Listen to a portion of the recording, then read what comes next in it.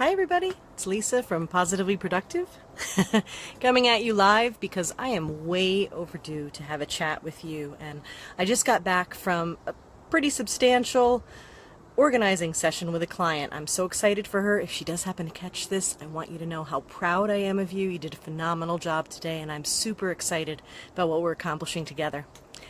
So, I'm here, my sweaty self, just to have a chat with you because something happened this morning and it's a tip. I figure maybe we'll have a positively productive minute together. And I thought of you and I wanted to share this tip.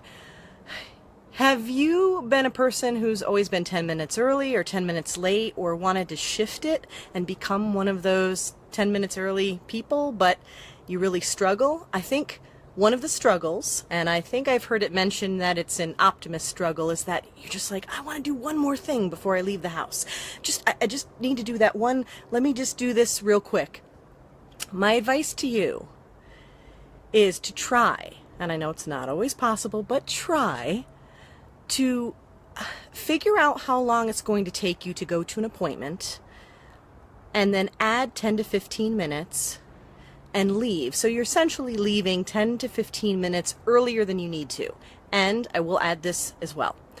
When you figure out how long it takes you to get somewhere, always add a little buffer. Be conservative. It's the same thing like when you're budgeting with money. Same thing with time.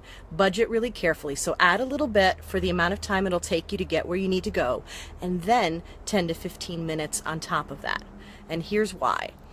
If you go to wherever your appointment is, and then you're 10 to 15 minutes early, you are now there ready to go. You will not be late, and you can use that time to do something productive. So it does mean some planning ahead. Make sure you're carrying a notebook with you, or make sure, so many of us have smartphones now, right? So have an app on your phone that you can use. This can be a time of reflection. It could be a time for you to journal. It could be a time for you to make your grocery list. Write down some notes that you have in mind. And there's so many different ways that you can process it later. But you can use that time to capture, and so you're still being productive. You're not just sitting there and waiting. But you'll also be on time for your appointment. And I do that naturally now, and I did that for my appointment with my client this morning, and I'm glad that I did because I needed that extra time because of road work.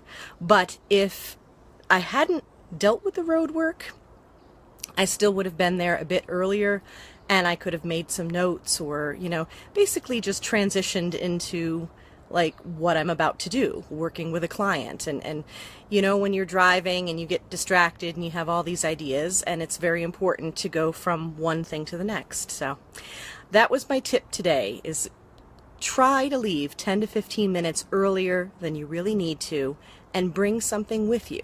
You'll stay on time for the appointment. You'll still use that time productively. So I'll see you next time with more tips. Have a great day, everybody. And stay positive, be positively productive. Bye.